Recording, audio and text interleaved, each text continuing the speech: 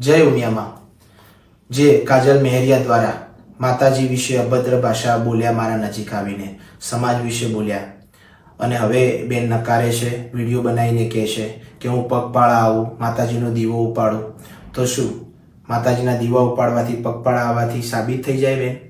જો એવી રીતે સાબિત જ થતું હોત તો અત્યારે કોર્ટ કચેરી ના હોત. તો આ વાત મારા માનવામાં આવતી નથી. અને અગાઉ પણ માતાજીને તમે ગાળો દીધેલી છે અને એમ છતાં પણ તમે એ વાતને પણ નકારી છે કે મેં ગાળો બોલી નથી. એ તમામ લોકોએ એના વિડીયો પણ સાંભળેલા છે, તોય તમે માન્યા નથી અને માતાજીની સોગંદ ખાઈને કીધું છે કે હું એ ગાળો બોલી નથી. તો શું માતાજીની સોગંદ ખાવાથી તમે અત્યારે હાલ જીવતા નથી? તમે જીવો જ છો બેન. તો આ વાતને બિલકુલ મારા માન્યામાં આવતી નથી કે તમે કોઈ પણ ખરાબ કૃત્ય કરીને આવો અને પછી તમે એને નકારતા કહો કે હું ચાલતો આવું અને માતાજીના દીવા ઉપાડું કે મેં કામ કર્યું નથી. તો એ વાત એવી રીતે સાબિત થતી નથી. બીજી વાત હું કહું કે હું બેનને જાણતો નથી એવું હું વિડીયોમાં બોલ્યો છું. તો હા, ફરી એકવાર કહું છું કે હું એમને જાણતો નથી. કેમ કે ઘણા બધા મિત્રો મારી જોડે ગાવા આવતા હોય, બેન કલાકારો પણ મારી જોડે ગાવા આવતા હોય છે. તો એ ગઈ અને પછી એમના ઘર તરફ કે કોઈ પણ જગ્યાએ એમને જવાનું હોય ત્યાં જતા હોય છે. પછી અમારો કોઈ કોન્ટેક્ટ હોતો નથી.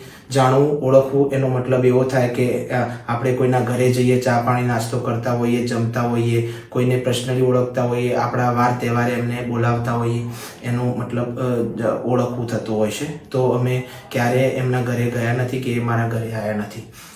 બીજી વાત, બેન એવું કહે છે કે તમે તમારા લગ્નની પત્રિકા મને મોકલાવેલી. તો એ વાત પણ હું જણાવવા માગું છું કે મારા મેનેજમેન્ટ ગ્રુપને મેં 200 પત્રિકાઓ આપેલી કે આપણા લાગતા વળગતા કલાકારો, ભાઈઓ બહેનો, આપણા આર્ટિસ્ટોને તમે પહોંચાડજો.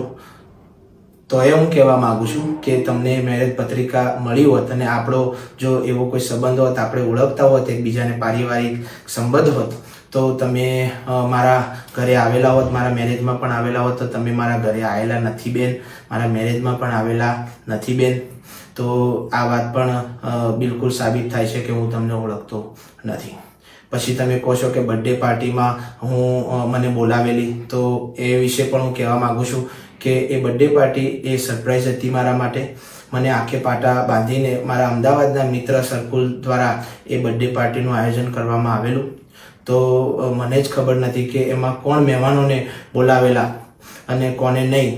તો મારા માટે એ પણ સરપ્રાઈઝ હતી. એટલે એમાં તમે આવેલા, પણ એ આયોજન મારા દ્વારા કરવામાં આવેલું નહોતું બેન. અને તમે ફરી એકવાર એ વિડીયોમાં એવું કહો છો કે તમે તમારું કરો ને મને મારું કરવા દો. તો બેન, હું આજ સુધી કોઈને નડ્યો નથી. હું મા ઉમિયાનો ભગત છું. હું કોઈને નડવા પણ માગતો નથી બેન.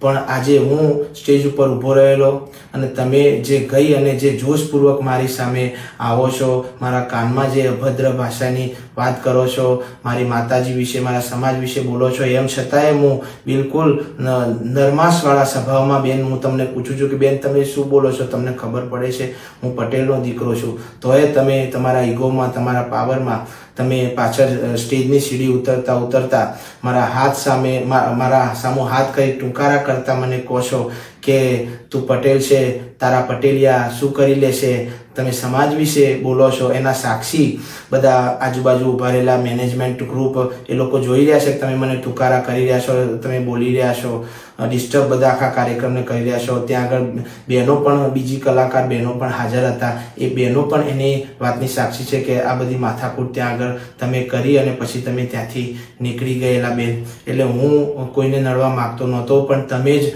આ રીતે મારી જોડે અને સમાજ વિશે બોલી અને ખરાબ અપમાન મારું કરેલું, સમાજનું પણ અપમાન કરેલું છે બેન. અને તમે પછી એવું કહો છો કે તમે જીવો, મને શાંતિથી જીવવા દો. અમારો સમાજ, અમે બધા શાંતિથી જીવવા દેવાવાળા છીએ. અમે કોઈને હેરાન કરવાવાળા નથી. અમે બધાને સપોર્ટ કરવાવાળા છીએ બેન. અને તમે એવું કહો છો કે મને ટાર્ગેટ કરી. તો બેન, હું તમને ક્યારે ટાર્ગેટ ના કરું.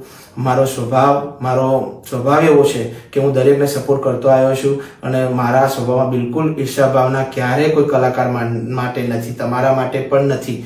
તોય હું તમને કહું છું કે હું તમને ટાર્ગેટ કરી જ ના શકું, કેમ કે તમારો જોનર મારું જોનર આખું અલગ છે, તમારા ફોલોઅર્સ મારા ફોલોઅર્સ આખા અલગ છે બેન. હું માં જગદંબા ઉમિયા, માં ખોડિયાર જગદંબા, માં આદ્યશક્તિના ગરબા ગાવાવાળો એક ભગત કલાકાર છું, સમાજની ગૌરવ ગાથા ગાવાવાળો એક કલાકાર છું. અને તમારો ગાવાનું કંઈક અલગ છે, મારું ગાવાનું કંઈક અલગ છે, મારો વર્ગ અલગ છે, તમને સાંભળવાવાળો વર્ગ કંઈક અલગ છે. તો તમારી મારી કોમ્પિટિશન કોઈ જગ્યાએ થાય એવી નથી બેન. તો હું તમને ક્યારે ટાર્ગેટ ન કરી શકું, પણ તમે જે ઝપટથી ગાતા ગાતા મારી સામું આવ્યા, મારા કાનમાં જે વાત કરી, સમાજ વિશે બોલ્યા, માતાજી તારી માતાજીના તું ગરબા ગા, અને જે અપશબ્દ જે વાપરેલા, તો મને એવું લાગે છે કે તમે મને શા માટે ટાર્ગેટ કર્યો છે એ હજુ મારા મનમાં એક સવાલ ઊભો અને ઊભો છે. બેન તમે મારા વિશે બોલ્યા હોત તો ભૂતકાળમાં પણ ઘણા બધા વિવાદો મારા ઉપર થયેલા, મેં અવગણ્યા છે, એને કોઈ પણ વળતો જવાબ આપ્યો નથી. પણ બેન તમે જે બોલ્યા કે તારા પટેલિયા શું કરી લેશે, ત્યારે મારા સમાજ વિશે બોલ્યા, એ અપમાન હું ક્યારે સહન નહીં કરું, એટલે જ મારે તમને વળતો જવાબ આપવો પડ્યો બેન. અને એથી વિશેષ મારો જીવ, મારી ઉમિયામાં વિશે તમે જે બોલ્યા છો એ ક્યારે સહન નહીં કરું. માં ઉમિયા માટે જીવ આપવો પડે તો આપવા તૈયાર છું, અને હવે પાછું વળવાનું થતું નથી. જય માં ઉમિયા.